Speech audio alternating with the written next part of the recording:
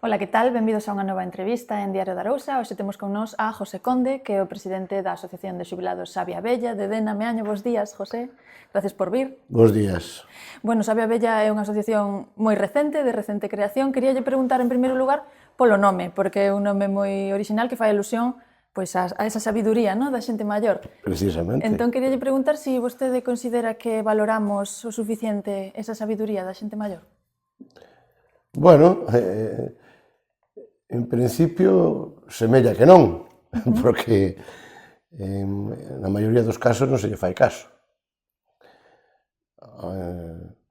É unha pena, penso que é unha pena que non se aproveite, indan que eu estea xubilado, que non se aproveite esa sabia, precisamente, para que a xente nova, e non falo de cobrar a cambio, sino de darlle a oportunidade de transmitir o que esa persona sabe.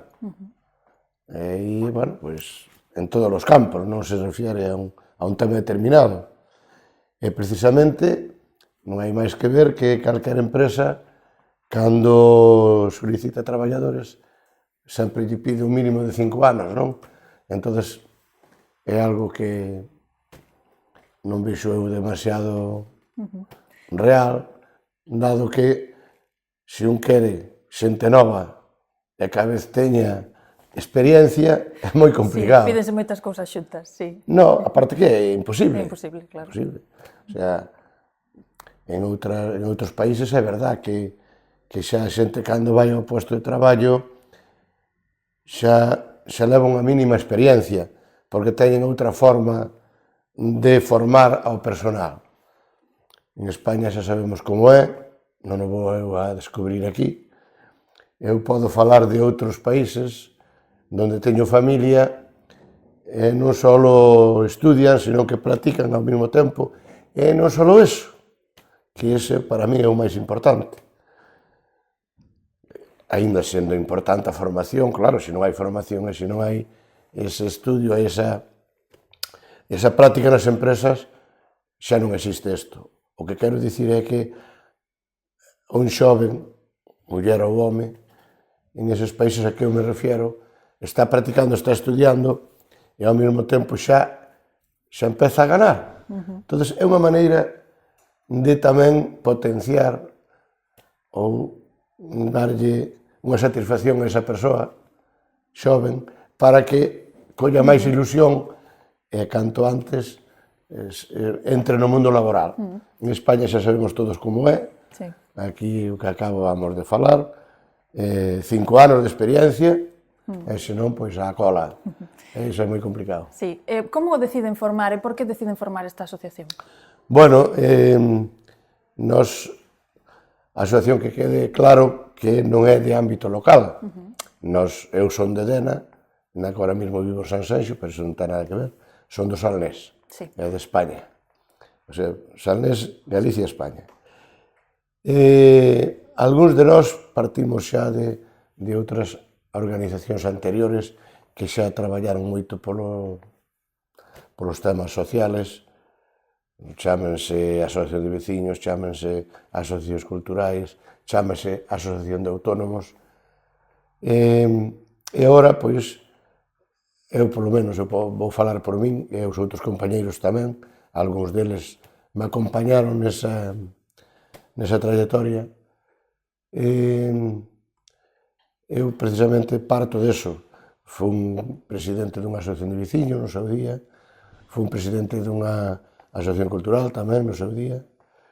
Logo fundamos unha asociación de autónomos a nivel provincial primeiro, logo chegou a ser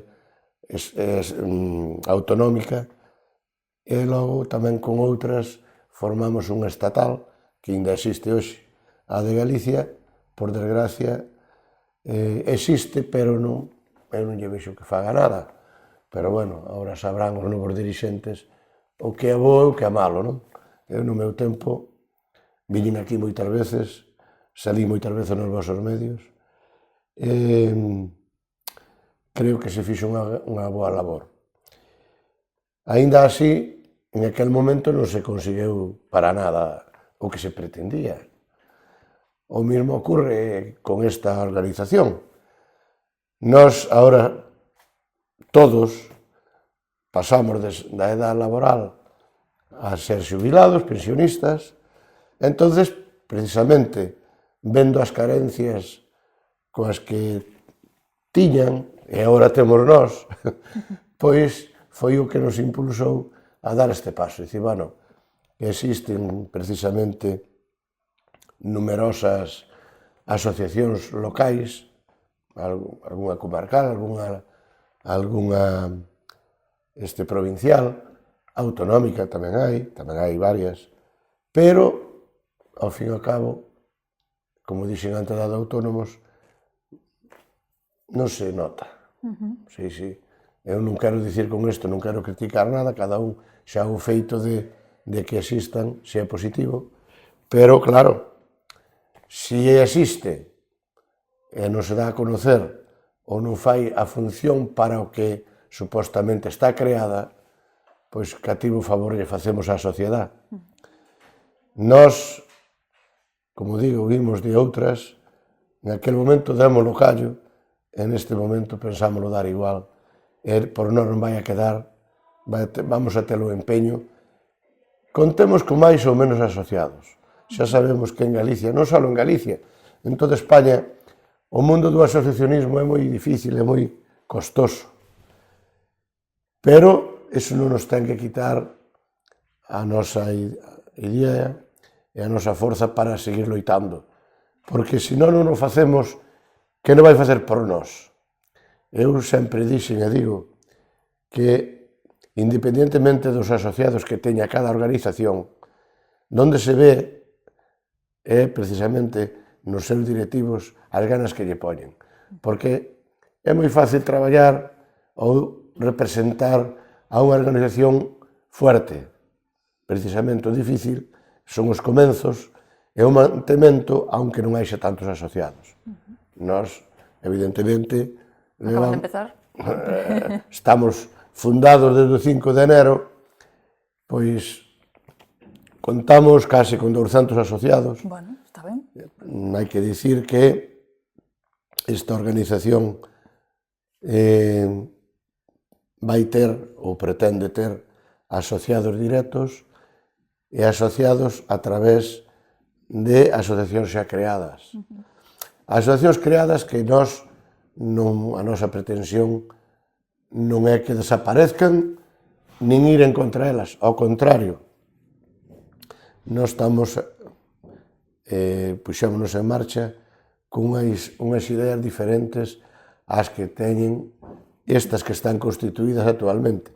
Todos sabemos que, como dixen antes, en todas as poblacións, pequenas ou un pouco maiores, existen este tipo de asociacións, pero o que fan habitualmente é, pois eso, manualidades, bailes de salón, cena... E vostedes que van a facer de diferente, aparte destas reivindicacións, porque fai uns días tamén se manifestaron, verdad? Pola súa das pensións, pero que máis cousas? Nós nacimos coa idea de solicitar da administración e no que quepa por nós e ir pouco a pouco solicitando e promovendo melloras das pensións, melloras nas pensións, melloras no trato aos xubilados e pensionistas chegados. Eu neste momento síntome ben, pero eso non significa que dentro de 10 anos, 15 anos ou antes, porque podo ter un resbalón e quedar impedido, entón xa paso a ser, dentro dos pensionistas e xubilados, paso a ser a outro grupo, paso a ser dependente. E precisamente, como dice o refrán, véselle por aí as barbas aos veciños. Eu non quixera, cando eu chegue a ese punto, ojalá non chegue, ojalá me sinta ben hasta os 100 anos, pero todos sabemos que os anos pasan, non é fácil aguantarse ben sempre, e entonces pois temos que pensar no peor, e precisamente para iso é para o que nós estamos e vamos a estar de hora en diante, e vai a depender moi moito da axuda, o sea, de todos eses asociados, sexan a nivel individual ou sexan a nivel xa colectivo, que xa levamos falando con varias asociacións locais que nos falan que teñen 300, 400 socios. Moi ben, perfectamente. Nos o que pretendemos é, a nivel autonómico, estamos empezando, como é normal, principalmente ahora mismo nos nosos arredores, pero eso, pouco a pouco, a medida que vayamos avanzando, chegaremos a todos os rincóns de Galicia, porque esta é unha problemática para entre 700 e 800 mil, bueno, máis de 700 mil personas actualmente en Galicia. E isto vai en aumento, isto non disminuye, porque de aí veñen os comentarios de algúns personaxes da vida política ou da vida civil que comentan, pa a miña forma de ver, de mala maneira, pero, bueno, xa sabemos, a mí non me engaña esa xente, xa sabemos que cada quen obedece ao seu amo. Entonces, sin ánimo de ofender, esa xente creo que na maioría das veces está equivocada, porque a mí non se me pode dicir, nin antes nin agora, pero agora tampouco, agora que son xubilado e pensionista, que as pensións non son sustentables. Evidentemente,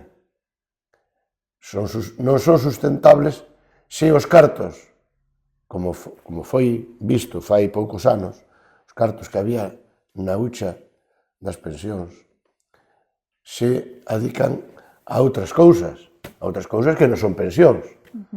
Eso foi creado para soporte, para a axuda das pensións cando houbera crisis no país. Sin embargo, algúns políticos obvian eso e fan deso capa un saio.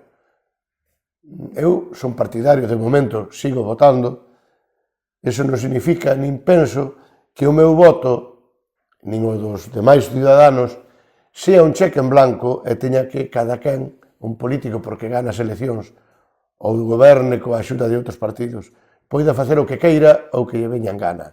Eu creo que hai unhas reglas de xogo, hai unhas cousas que en un momento dado se constituyen ou se fundan, como foi a hucha das pensións, bueno, chamando así vulgarmente, é que, chegado un momento, ven un señor político, non vou a dar nombres, nin nombrar o partido, por supuesto, porque o sabemos todos os ciudadanos españoles. E aparte, entre outras cousas, esta organización nace con espírito apolítico. Non que o diga eu, senón que está escrito nos estatutos e así foron aprobados. O sea...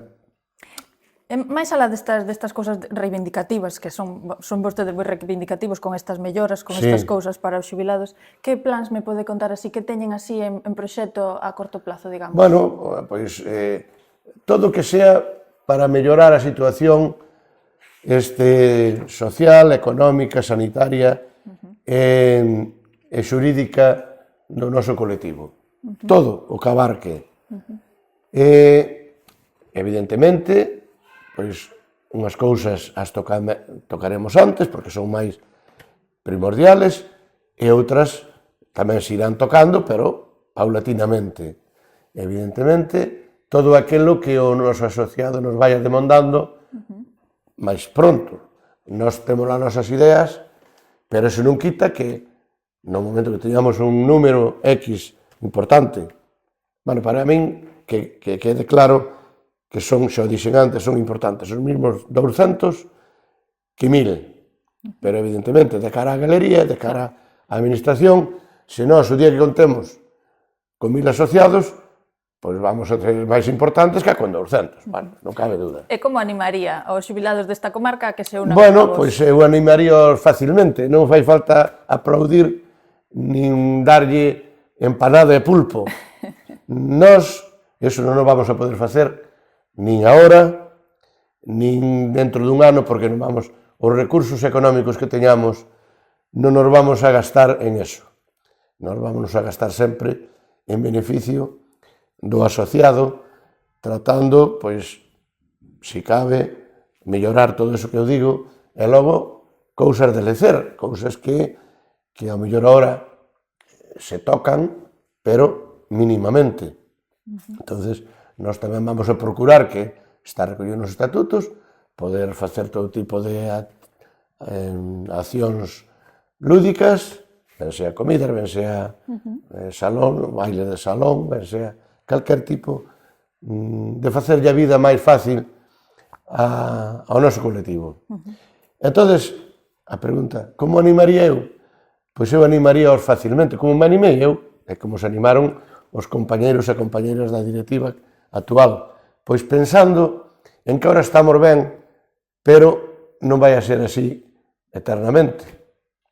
Entonces, que se queremos que dentro de 2, 3 anos, 5 anos, 10 anos, 20 anos, estemos ben tratados, temos que empezar a pedilo, a solicitalo e a reivindicalo ahora mismo, porque despois, a este paso, tal como vamos, onde están as residencias de maiores? Onde están as casas de maiores? Pois non queremos que tampouco que se fagan macro residencias como se fixeran cárceles para os maiores. Non. Podes facer de moitas maneiras. Podes facer a nivel parroquial, a nivel municipal, con plazas, poucas plazas, con as que necesites a localidade. Poden ser de 10 plazas, de 5, de 200, pero, a ver, según, como digo, según necesite esa localidade. E non teñen por que ser, eso, que digo, macro edificios grandes que se perda unos pasillos, non? Algo que non se diferencie moito do que xa vivimos actualmente.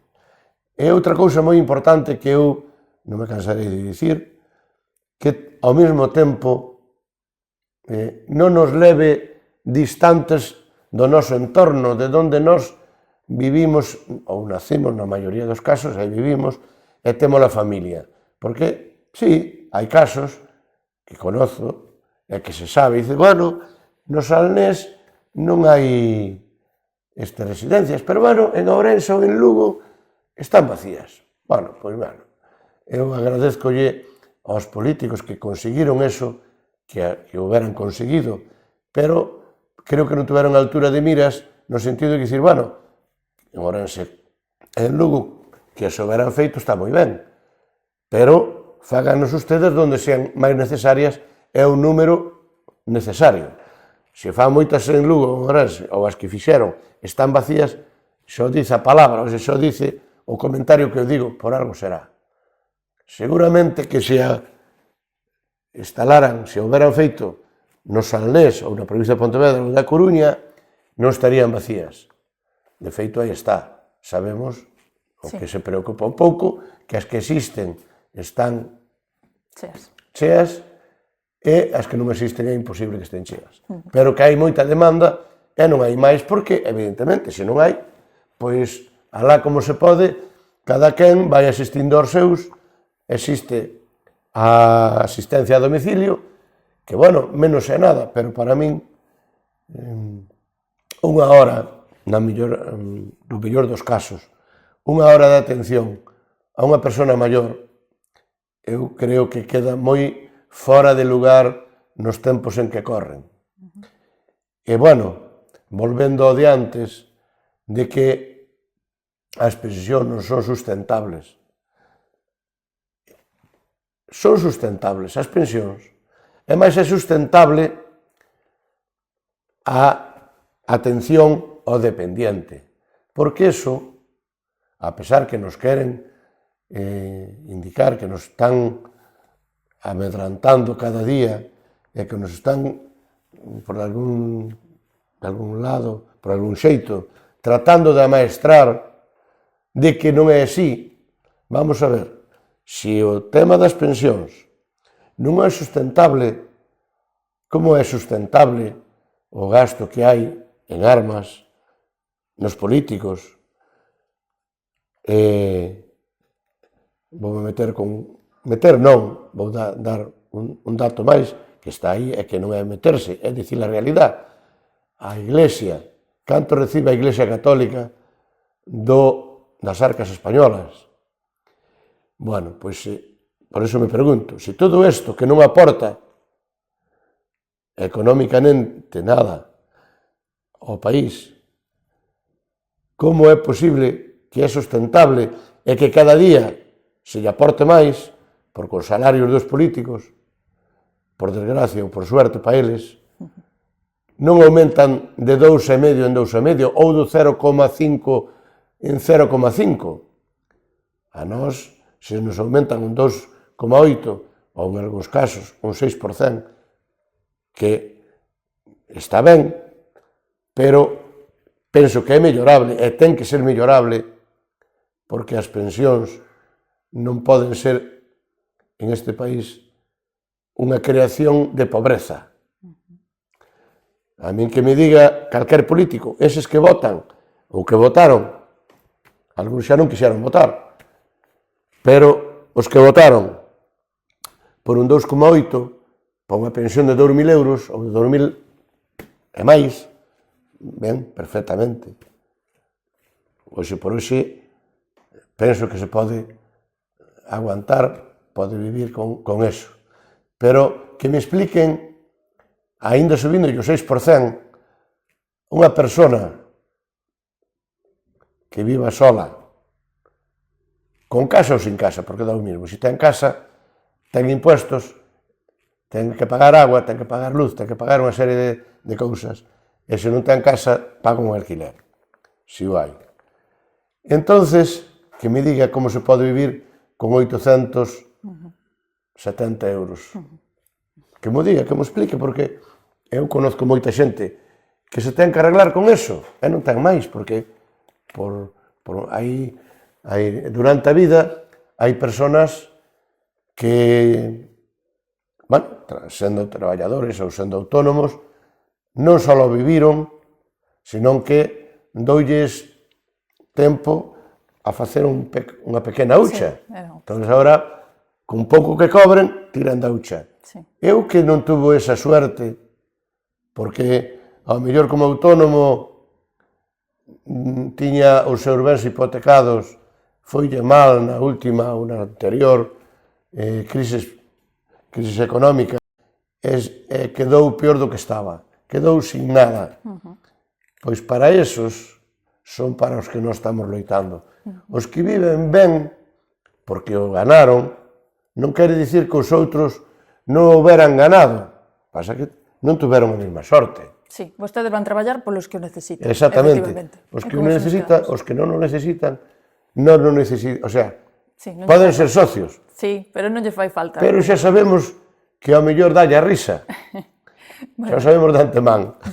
Pois, José, con isto quedaríamos xa, temos que ir acabando. Moitísimas gracias por vir hoxe ata aquí, por contarnos de Sabia Bella e moitísima sorte. Moi ben, pois nada, animar aos nosos colegas, aos nosos amigos e amigas que o están pasando, seino precisamente en moitos casos mal, pois que se animen a cuota, que non falamos dela, si cabe, penso que debería de caber, é mínima, é tan mínima que é igual ao costo dunha cerveza ao mes. Quero dicir que é unha cuota anual de 25 euros. Eso para o socio principal. Digo principal, por qué? Porque temos outra opción.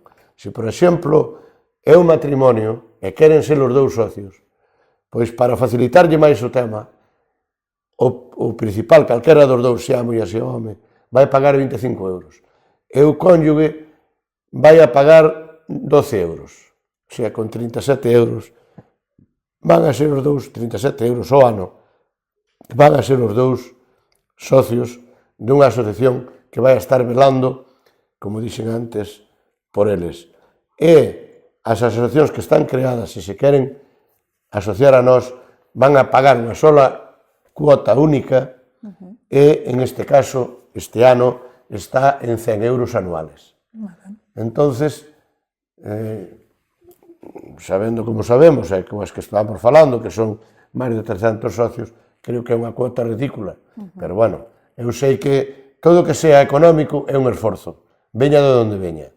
Pero, precisamente por eso, facemos e aprobamos unha cuota blanda, e seguiremos actualizándoa, pero vai a seguir sendo blanda, porque se creou isto para axudar, e o que tratamos é de apretarlle máis o bolsillo aos nosos compañeiros, malo vai, malo é. Bueno, pois animámoslos a que se unan entón, unha cuota pequena, e quedamos pendientes do que sigades facendo e do que sigades lendo. Pois moitas gracias. Gracias a ti.